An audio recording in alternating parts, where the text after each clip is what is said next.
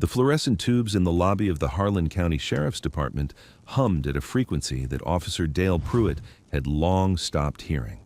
After 4 years of walking through that door, through grease-smelling winters and humid summers that turned the waiting area into something approximating a greenhouse, the hum had become indistinguishable from silence. He didn't notice it anymore. He barely noticed much about the lobby at all, truth be told. The peeling laminate on the check-in counter, the motivational poster above the water fountain whose words had faded into illegibility sometime around 2019. The plastic chairs, avocado green, bolted to each other in rows of 4 along the south wall. He moved through the lobby the way water moves through a pipe, purposefully, without observation, with the confidence of a man who has decided that his environment holds no more surprises for him. He was wrong about that, but he would not know it yet. It was a Tuesday in late October, 8:15 in the morning. The kind of morning that arrives cool and gray and flat, where the sky looks less like weather and more like a ceiling. Pruitt had pulled a double, a fender bender on Route 9 that had escalated, 2 domestic disturbances dispatched before 6, paperwork backed up to Wednesday. He was running on 32 ounces of gas station coffee and the specific exhaustion that settles in behind the eyes after a night that never fully arrived at quiet. He came through the front door with his vest still on, helmet under one arm, a folder of unsigned incident reports under the other. Behind him, on a 4-foot leash, was Atlas. Atlas was a Belgian Malinois, 71 pounds, 4 years old, certified in explosive detection and patrol work. His coat was the color of wheat just before harvest, pale gold shading into dark saddle, and he moved the way all well-trained working dogs move, with the efficient, mechanical precision of a thing that has decided motion is only for purposes. He did not sniff the air casually. He did not glance at sounds. He walked heel with Pruitt across the lobby tile without so much as a flicker, because he had done it 500 times and because nothing in this building had ever been worth breaking formation for. Until now. The old man was already seated when they came in. He was positioned in the third chair from the far wall, the row closest to the window that looked out onto the parking lot. Pruitt registered him the way you register furniture, peripheral, categorized, dismissed, late 60s, maybe 70. Worn canvas work jacket, the kind that had once been olive green before sun, and dirt and repetition had worked it into something more like gray. A cap pulled low, the brim dusty. Blue jeans with creases that weren't ironed in but worn in. Boots that had crossed enough seasons to carry the permanent layered color of field mud and machine oil and time. His hands were folded in his lap, large hands, weathered at every joint, the kind of hands that belong to the specific category of rural man who has spent decades making things work by making do. He was not reading anything. He was not on a phone. He was simply sitting. The way people sit when waiting is not an imposition, but a condition they have long since made their peace with. Pruitt moved past him without breaking stride, dropped the folder on the counter, turned to run Atlas to the kennel room in the back before starting paperwork. That's when Atlas stopped. Not slowed. Stopped. Full stop, mid-stride, left foreleg arrested in the air for 1/2 second before it found the floor.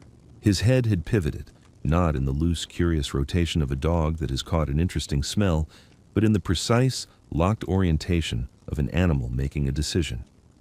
His ears, normally swept back in working posture, had come forward. Both of them.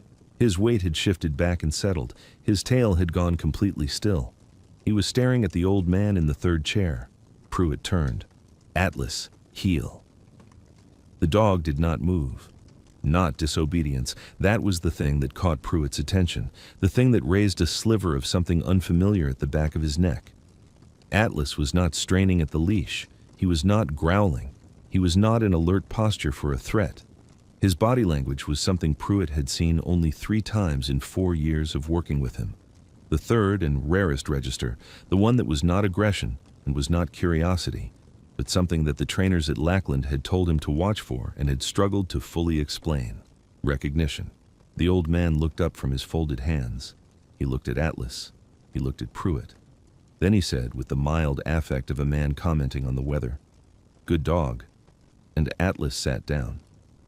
Pruitt stood there for 3 seconds. He was aware of the silence in the lobby. The fluorescent hum, the fact that the desk sergeant had looked up from her monitor. He was aware of the file folder on the counter, the helmet under his arm, the 32 ounces of gas station coffee working through him. He was aware of all of it in the peripheral way you become aware of surroundings when something in the center of your attention doesn't make sense. "He doesn't do that," Pruitt said. The old man looked up again. His eyes were light, not blue, not gray. Some specific shade between the two that read differently depending on what the light was doing. They moved with a measured quality, scanning Pruitt from boots to badge in a single sweep that was too precise to be casual and too calm to be aggressive. The look of someone taking inventory. "Do what?" the old man said. "Sit for strangers." A pause. Not an uncomfortable pause, something more deliberate than that. The kind of pause that exists because the person creating it has decided what they are going to say next and is not going to rush to say it. "Might not think I'm a stranger," the man said. Pruitt looked at him for a moment, looked at Atlas, who was still sitting, still oriented toward the old man with that locked, settled stillness. Then Pruitt said what you say when your working dog behaves in a way you cannot explain, and a 60-something farmer is offering you something that sounds like philosophy. "You been in before? With us, I mean." The old man's expression didn't shift. "No." "You know dogs?" "Some." "What kind?" The man's eyes moved, not away, just to a neutral point somewhere to Pruitt's left, the way eyes move when a person is choosing, not recalling. "The kind that doesn't come up in conversation much," he said. Pruitt did not know what to do with that. He filed it, the way you file things you don't have a category for yet, and turned back toward the counter. "You waiting on someone?" "Sergeant Wills," the man said. "He's expecting me." "He know you're here?" "Probably not yet." Pruitt nodded. He told the desk sergeant, Marcy, 38, a decade on the job, unimpressed by most things, that the man in the third chair was waiting on Wills. Marcy looked at the man, looked at Atlas, looked at Pruitt with the mild inquiry of someone waiting for an explanation that wasn't coming. Pruitt shrugged, a half shrug, the kind that communicates that I don't know either, and I'm going to go think about it. He took Atlas to the kennel room. Atlas went without resistance, but at the door to the kennel, 4.5 seconds after passing the lobby threshold, the dog turned once and looked back down the hallway. Pruitt put him in, latched the gate, stood in the kennel room for a moment in the cool smell of dog and metal and antiseptic, staring at nothing in particular. "Good dog," the man had said, and Atlas had sat down. Sergeant Warren Wills was 53, former Army MP with the thick, settled build of a man who had been strong at 25 and had held onto the shape of it without maintaining the contents. He had 17 years on the Harlan force and the particular institutional confidence of someone who has outlasted 4 sheriffs and 2 restructurings and a departmental scandal that had taken out 3 colleagues and left him untouched. He was not easily impressed. He was not easily made uncomfortable. He was a man who had developed over decades a complete and functioning theory of other people, what they were, what they wanted, what they would do, and he operated from it with the efficiency of someone who has stopped second-guessing. He was at his desk on the second floor when Marcy's voice came through the radio. "Wills, your 8:30 is downstairs." He looked at the clock. 8:22. He said, "I'll be down at 8:30. A pause, then Marcy again. "Might want to come down now." Wills looked up from the report he was reviewing. Marcy did not editorialize. Marcy did not make suggestions about timing. In 10 years of working with Marcy, he could count on one hand the number of times she had offered him anything that functioned as advice. He set down his pen. He picked up his coffee. He took the stairs. The old man was in the same chair, same position, cap still on, hands still folded. He looked up when Wills came through the door from the stairwell, and the quality of his attention, that measured, precise sweep, registered Wills in the same way it had registered Pruitt, top to bottom, one pass, done. Wills stopped several feet short of him.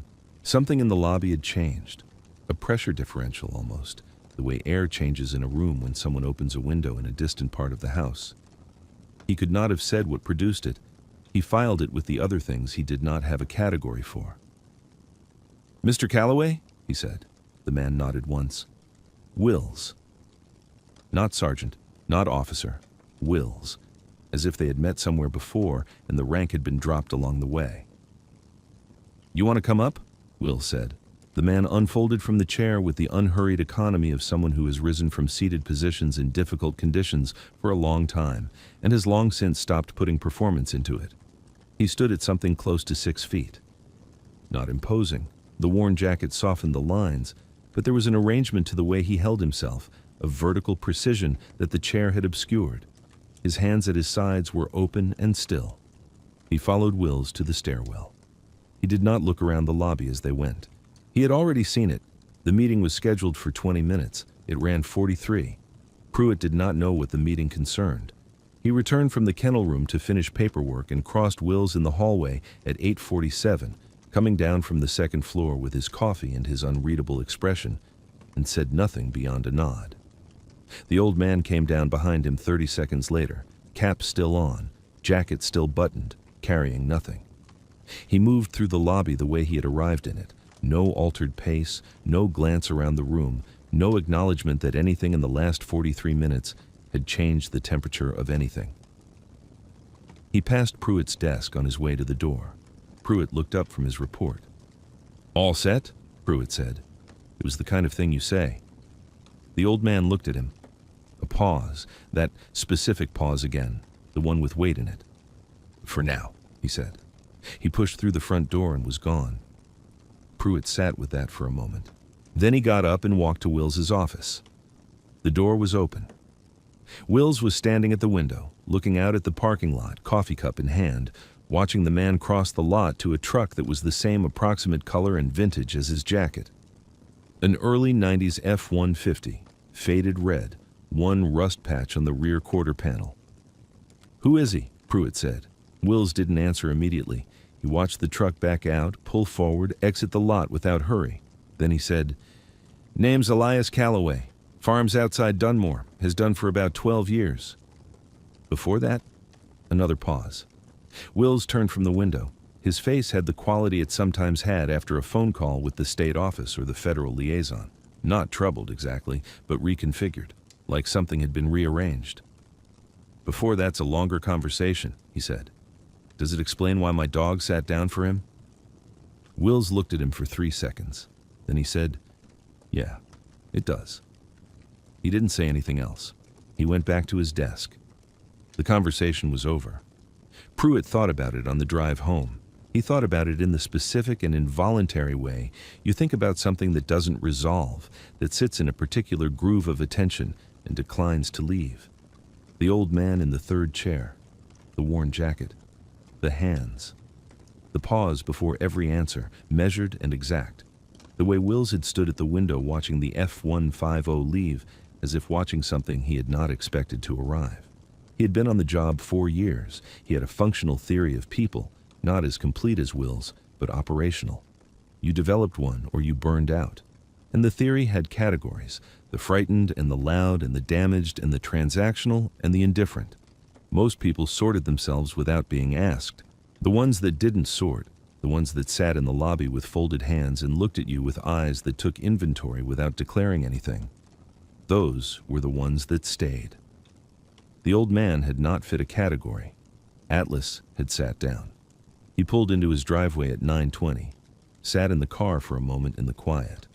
The morning had gone gray to pale, the ceiling lifting slightly, and the October light had the particular quality of late morning in the mountains, flat even, without shadows. He thought, the kind that doesn't come up in conversation much. He thought about what that meant. He went inside. The second time Elias Calloway came to the station was 11 days later. Pruitt was in the parking lot at 7:55, running Atlas through a scent routine before the shift, when the F-150 pulled in. Same truck. Same rust patch. Calloway came out of it the same way he did everything, without announcement, without performance, just a man and a door and the morning air between them. He had the same jacket on, or one identical to it. Atlas was mid-exercise, nose down, working a circuit Pruitt had set. He completed the circuit. Then he stopped. His head came up, both ears forward, weight settled back. He turned toward Calloway. Calloway was 30 feet away, walking toward the entrance, not looking at them. Atlas made a sound, Not a bark, not a whine, something between the two. The specific low register that Pruitt had heard only during the highest intensity field work, when the dog had located something significant and was communicating the location. It was not an aggressive sound. It was not an uncertain one. It was a found-it sound. Calloway stopped walking. He turned. He looked at Atlas with the same unreadable quality he brought to everything. Flat surface, taking inventory, and then something happened that Pruitt had not seen before in 4 years of working with the dog. Atlas moved forward, not straining, not pulling, walking, measured and deliberate, until the leash came taut, and then stopping, and then sitting, and then looking up at Calloway from 10 feet away with the specific stillness of an animal that has decided something. Calloway looked at the dog for a long moment. "He's well trained," he said. Not to Pruitt, not to anyone specifically. An observation made to the morning. "I didn't train him," Pruitt said. "Lackland did." "I know," Calloway said. Then he walked through the door. Pruitt stood in the parking lot. The October air moved through without sound. Atlas was still sitting, oriented toward the door where the man had gone, that found its stillness holding. Pruitt said quietly, to no one, "You know." He went to Will's that afternoon. Will's was in the break room, which was where Will's went when he did not want to be found in his office. Pruitt came in without the clipboard, and without the pretext, which was the only way to have a conversation with Will's that was actually a conversation. "Tell me about Calloway," he said. Will's poured coffee, looked at the surface of it. "Nothing to tell. He said he knew the dog came from Lackland. He didn't ask, he said he knew." A pause. Will's drank from the cup. "He told Atlas he was well trained before I'd said anything about him," Pruitt said. "And Atlas did a find response, not aggression, not alert, a find response to a 60-something farmer in a parking lot." Will's was quiet for a moment. The break room hummed. "He's not from around here originally," Will said. "Dunmore was retirement. Before Dunmore?" He stopped, turned the cup in his hands. "You ever hear of CTAP?" Pruitt said no. "Counter-Terrorist Assessment Program, DOD program. Ran out of Bragg mostly with a Fort Huachuca annex. It's declassified now, partially. The working dog integration side of it." He paused again. Calloway consulted. "That's all I know officially. The rest of what I know came from a phone call I made after he left 11 days ago, and the person I spoke to was... careful is the word." "Careful how?" Wills looked at him. "Careful like there's a stack of paper on that man they still haven't fully opened the top drawer on." Pruitt sat with that. "The dog," Will said. "Atlas. He came from what cohort? Which class?" Pruitt thought about it. 18B, 2021 cohort. Wills nodded slowly, looked at the cup again. CTAP had a working dog breeding and early conditioning program. It ran through contractors for about 15 years. The dogs that came out of it, the ones that went into active programs, they were conditioned to a specific set of command contacts. People, not just handlers, a small group." He paused. "The conditioning is deep. It doesn't wash out." Pruitt stared at him. "You're telling me Atlas knows him?"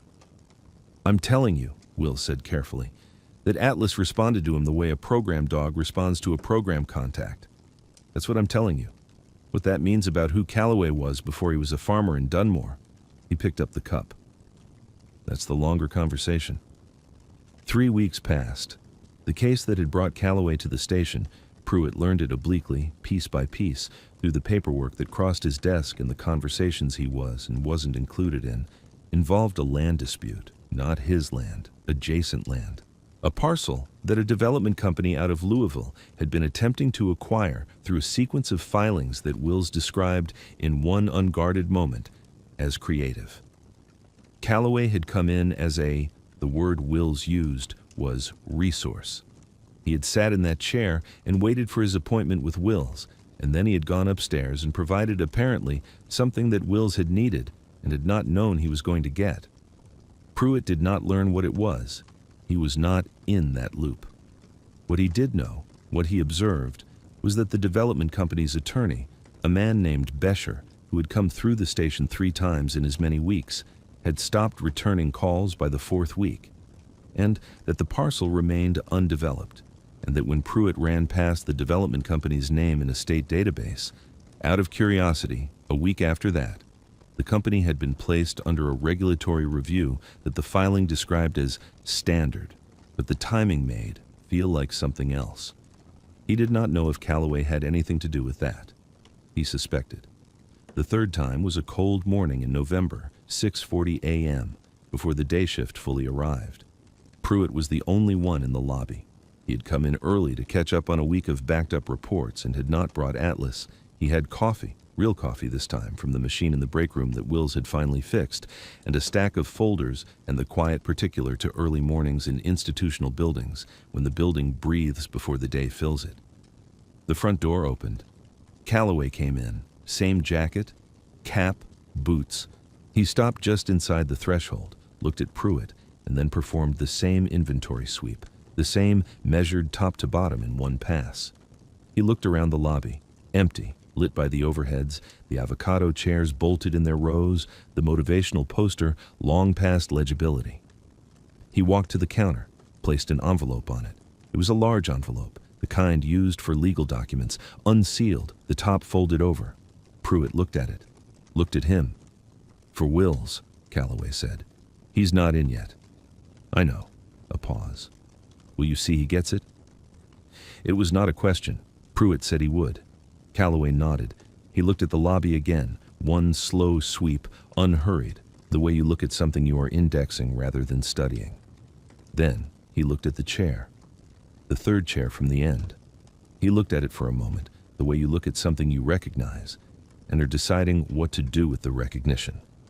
Then he turned and walked out the door. Pruitt stood at the counter with the envelope. He did not open it. He stood there for a moment in the early morning quiet, in the fluorescent hum he'd stopped hearing years ago, holding a large sealed envelope from a man he did not have a category for. He placed it on Wills's desk 20 minutes later, on top of the blotter, centered, visible. Wills came in at 7:55. Pruitt was back at his desk by then. From where he sat, he could see through the glass partition into Wills's office. He watched Wills come in, set down his coffee, sit, see the envelope. Watched him pick it up, turn it over, open the fold and look inside, not pulling anything out, just looking, and then hold still for a moment. Wills sat there with the envelope in his hands for 30 seconds, not reading, not moving, just sitting. Then he put it in the top drawer and locked it. He looked up, met Pruitt's eyes through the glass, held the look for 2 seconds. Then he went back to work. Pruitt ran Atlas that afternoon in the north field behind the station, a half-mile circuit they used for conditioning work.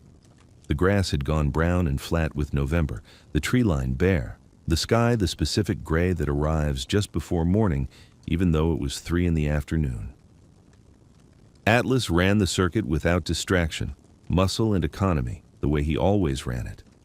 At the southeast corner, where the field touched the fence line and you could see the access road running east toward Route 9, Atlas stopped.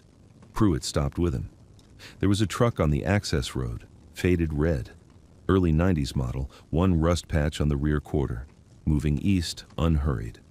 It reached the junction with Route 9, paused, then turned, and was gone. Atlas watched it go. The found its stillness, absolute and final. Ears forward, weight settled. Then the truck was gone, and the road was empty, and Atlas turned back to the circuit and resumed running.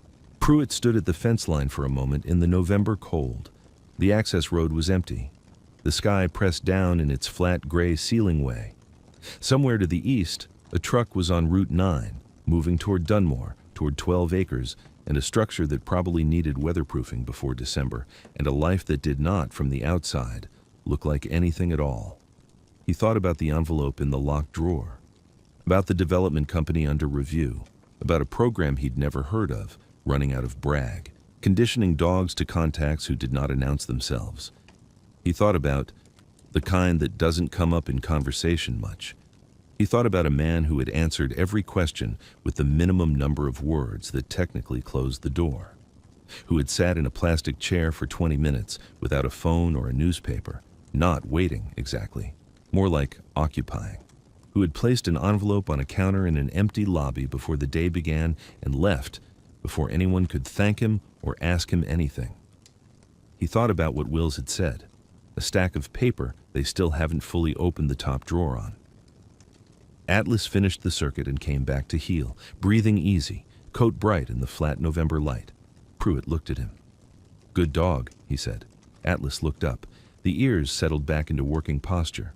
The found its stillness had dissolved, stored, filed, returned to wherever it lived when it was not needed. They walked back toward the station through the cold brown grass, and the access road was empty, and the sky sat low and flat above the tree line, and somewhere east of them a man drove toward a farm he had chosen, a life he had chosen, a silence he had earned, slowly, over decades, in places that don't come up in conversation. And the day finished quietly around him, the way days do when the people who have carried the most weight finally set it down and walk away without ceremony, without announcement, exactly the same as they arrived.